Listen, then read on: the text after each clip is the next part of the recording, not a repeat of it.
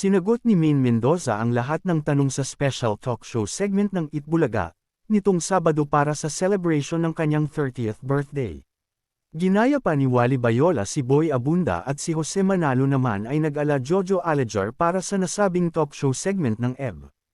Sa segment, tinanong nina Wally at Jose kung sino ang kauna-unahang artista na nakita ni Mengay.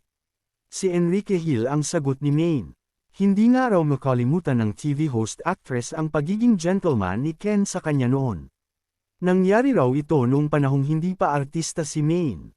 Nagkasabay raw sila ng aktor sa US Embassy at tinulungan daw ni Enrique si Maine na buksan ang pinto para makapasok siya.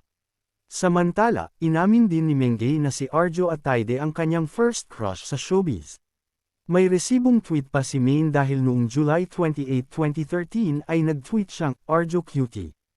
Importante ang July 28 sa kanila ni Arjo dahil same date rin sila unang nagkita noon at ito rin ang engagement date nila noong 2022 at July 23, 2023 naman sila nagpakasal sa Baguio.